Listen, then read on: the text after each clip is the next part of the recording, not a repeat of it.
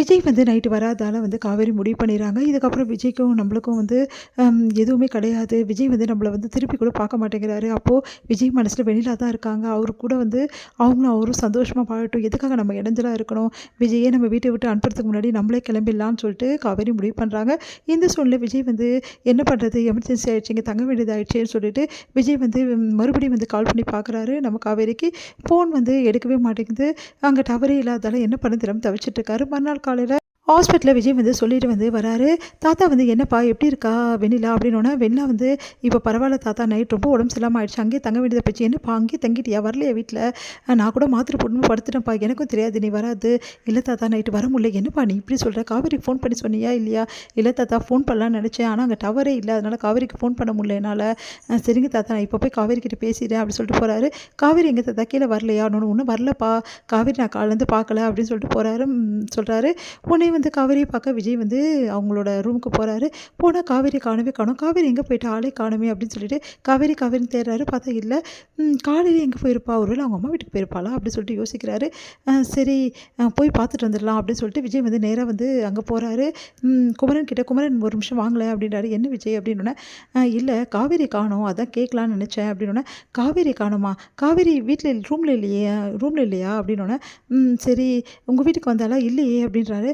வெளியே எங்கேயாவது போயிருப்பா ப்ரோ, வெளியே ஏதோ கோயிலுக்கு ஏதாவது போயிருப்பான்னு நினைக்கிறேன். இல்லை நைட்டும் நான் அவளுக்கு ஃபோன் பண்ண முடியல, இந்த மாதிரி எமர்ஜென்சி ஆயிடுச்சு வெண்ணிலாக்கா, அதனால் ஃபோன் பண்ண முடியல. அதான் சரி உங்களுக்கு தெரியுமான்னு கேட்கலான்னு நினச்சேன். இல்லை ப்ரோ எனக்கு தெரியாது அப்படின்னாங்க. சரி ஒரு நிமிஷம் அப்படின்னோடனே ஃபோனில் ஏதோ ஒரு மெசேஜ் வந்திருக்கு, எடுத்து பார்க்குறாங்க. பார்த்தா வாய்ஸ் நோட்டில் காவேரி அமைச்சிருக்காங்க. இதுக்கப்புறம் வந்து நீங்கள் சந்தோஷமாக இருக்கணும், இதுக்கப்புறம் வந்து உங்களை டிஸ்டர்ப் பண்ண விரும்பலை, நீங்களும் வெண்ணிலாவும் சந்தோஷமாக வாழ வந்து வாழ்த்துக்கள் அப்படின்னு சொல்லிட்டு, என்றும் அன்புடன் காவேரி அப்படி சொல்லிட்டு எழுதியிருக்காங்க. அதில் வாய்ஸ் நோட்டில் அமைச்சிருக்காங்க. இதை பார்த்துட்டு வந்து தாங்கவே முடியல விஜயால். விஜய்க்கு ஒன்றுமே புரியல.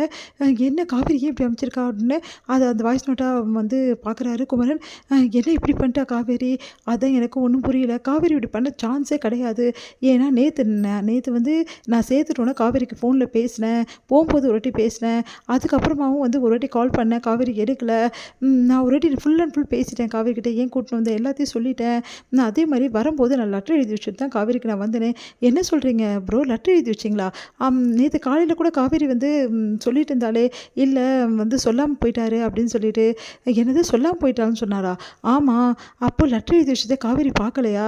ஒரு வேளை காவேரி படிக்கல போட்டிருக்கேன். நான் மேலே தானே வச்சுட்டு வந்தேன், ரூமில் கண்டிப்பாக ஒரு பார்த்துருக்கணுமே. என்ன நடந்திருக்கும்? எனக்கும் காவேரிக்கும் இடையில ஏதோ நடக்குது, அது மட்டும் கன்ஃபார்ம் அப்படின்னோடனே, ஆமாம் அந்த ராகினி இருக்க வரைக்கும் எல்லாமே நடக்கும் விஜய் அப்படின்றாங்க. ஒருவேளை ராகினியோடைய வேலையாக தான் இருக்குமோ இதெல்லாம். சரி இந்த விஷயத்தை நான் அப்புறம் பார்த்துக்கிறேன், முதல்ல காவேரியை போய் தேடணும் அப்படின்னு சொல்லி நினைக்கிறாங்க. சரி காவேரி எங்கே போயிருப்பான்னு உங்களுக்கு எதாவது ஐடியா இருக்கா அப்படின்னோடனே, காவேரி வந்து எங்கே போயிருப்பா? ஒருவேளை யமுனா வீட்டுக்கு போயிருப்பாளோ? அப்படியே சரி யமுனா வீட்டுக்கு போய் பார்க்கலாம் அப்படின்னு சொல்லிட்டு போகிறாங்க. இங்கே வந்து சரி நான் உள்ளே வரல, நீங்கள் போய் யமுனா வீட்டில் என்னென்னு பார்த்துட்டு வாங்க அப்படின்னு சொன்னோன்னே, சரின்னு சொல்லிட்டு குமரன் போகிறாரு. என்னென்ன இப்போ தான் வந்து மறுபடியும் வந்திருக்கேன் அப்படின்னு விஜய் வந்ததை பார்க்காம கேட்குறாரு நிவின்.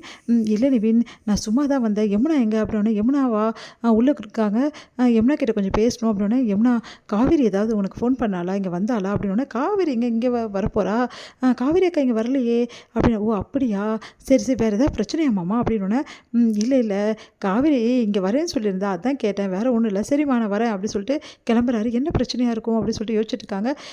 இங்கே வந்து இங்கேயும் வரல அப்படின்னோடனே, அப்போது காவேரி வேறு எங்கே போயிருப்பா, ஏதாவது ஃப்ரெண்டு வீடு இருக்கா, சரி வாங்க போய் பார்க்கலான்னு சொல்லிட்டு எல்லா ஃப்ரெண்டு வீட்லேயும் தேடுறாங்க. அங்கேயும் இல்லை. யோசிச்சுட்ருக்காரு விஜய். காவேரி இந்த மாதிரி முடிவெடுக்க சான்ஸே கிடையாது. நான் ஃபுல் அண்ட் ஃபுல் காவேரி கிட்டே கொஞ்சம் பேசினேன், ஆனால் காவேரி பேசலை என்கிட்ட. என்ன ப்ரோ உங்ககிட்ட என்ன சொன்னா காவேரி அப்படின்னோடனே, காவேரி ஃபோனில் வந்து தான் மட்டும்தான் சொன்னா, வேறு எதுவுமே சொல்லலை. எனக்கு என்னமோ சந்தேகமாக இருக்குது, காவேரி பேசினாலா இல்லைன்னு கூட எனக்கு தெரியல அப்படின்னா. அவள் ஃபோனில் தானே பேசுனீங்க? ஆமாம் அவள் ஃபோனில் தான் பேசினேன். சரி இப்போ முதல்ல காவேரி தேடி கண்டுபிடிக்கணும், அதுக்கு என்ன வழியோ அதை தேடலாம் அப்படி சொல்லிட்டு கிளம்புறாங்க. இங்கே விஜய் வந்து அப்படியே அழுதுட்டுருக்காரு. அதை பார்த்துட்டு வந்து நான் வண்டி ஓட்டுறேன் விடுங்க, நீங்கள் இந்த சைடு உட்காருங்க அப்படின்னு சொல்லிட்டு சொல்கிறாரு குமரனா. பரவாயில்ல நானே ஓட்டுறேன் அப்படின்னு சொல்லிட்டு விஜய் ஓட்டிகிட்டு போகிறாரு. விஜயால் அழுகையை கண்ட்ரோல் பண்ண முடியல, நிறுத்திட்டு அழறாரு. காவேரிக்கு எதுவும் ஆயிருக்காது இல்லை குமரன் அப்படின்றாரு. அதெல்லாம் ஒன்றும் ஆயிருக்காது, காவேரி ரொம்ப போல்டான பொண்ணு, உங்களுக்கே தெரியும்ல. காவேரி ஒரு குடும்பத்தையே பார்த்தவ, குடும்பத்தில் எதுவானாலும் உடனே ஓடி வந்து நிற்கிறவ. அவள் எப்படி ஏதாவது தப்பான முடிவுக்கு போவா?